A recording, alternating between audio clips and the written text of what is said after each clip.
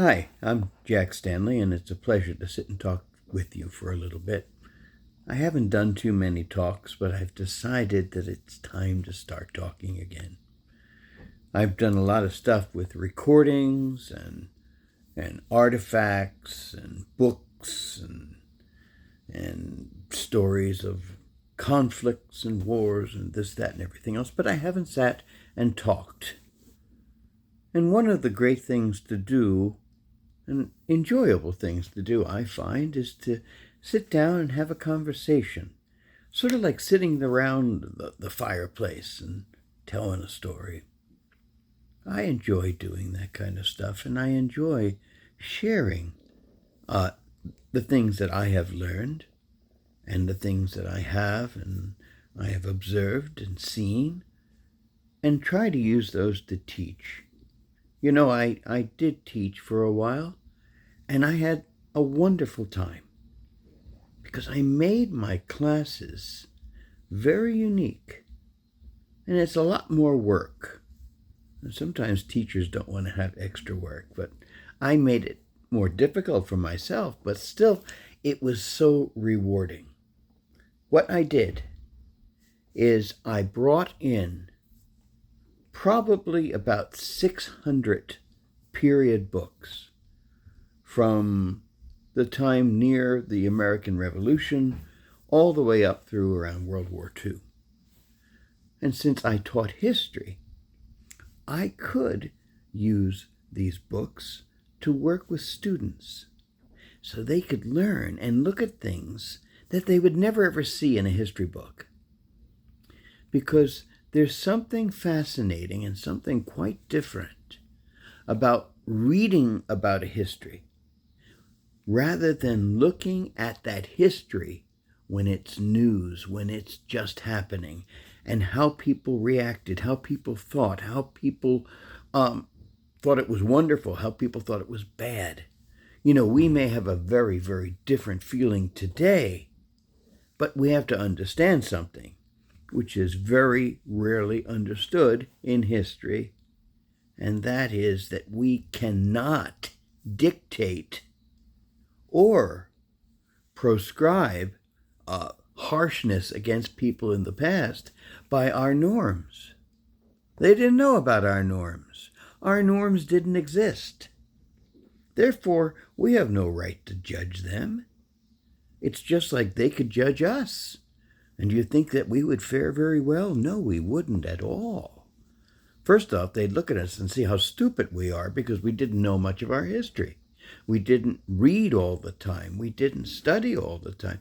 People years ago would treasure the opportunity to read, to learn to read, to be able to have books. You know, you read about Lincoln. He loved to just sit there and peruse through books. That's how he learned. That's how he taught himself. And I understand that a lot. I have always, since I've been in my 20s, created libraries to be around me. I have books all around me now that represent various periods of time. Like right now, I'm going through a book and studying. It's the North American Review, and it's from July to December of 1849. That's the original book. You know, it's been rebound. That doesn't matter to me. But these are the original papers and everything from the book in 1849, and I can see what's going on at that time. And that teaches me an awful lot. And we really need to do things like this. We need to find ways of inspiring people. We need to find ways of reaching people. We need to help our kids learn their history. Because you have to understand something, that a nation that doesn't understand its own history doesn't have too much of a future. Because how do you present a future if you don't have much of a history? And we have taken history and mixed it with politics, which is completely asinine as far as I'm concerned.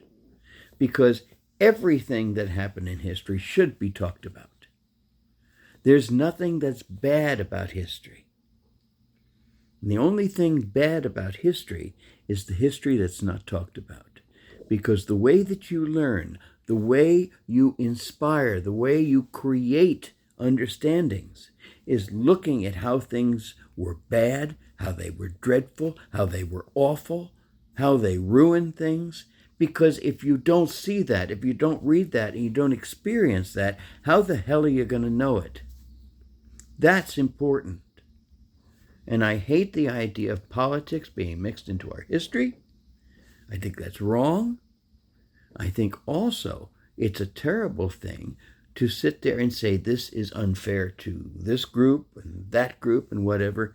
You have to get somewhat of a backbone, especially if you go to universities. Have you noticed in universities, people are offended by everything? Good Lord. A university is a facility where you have an open idea of exchanges of basic thoughts, ideals, histories, thoughts, philosophies. And the most important thing you want to have happen to you is for you to be offended. Because when you are offended, you're learning. Because you're hearing something, experiencing something that makes you uncomfortable because you didn't know it. And the whole thing is, if you shut that out, what the hell are you going to learn? This is a big thing with me. I really get upset about this stuff. But I think it's important for us to start looking at education, looking how we teach, how we inspire kids, having them touch historic items. That's the greatest way to get kids excited. Find games, find different philosophies you can use to inspire kids to learn.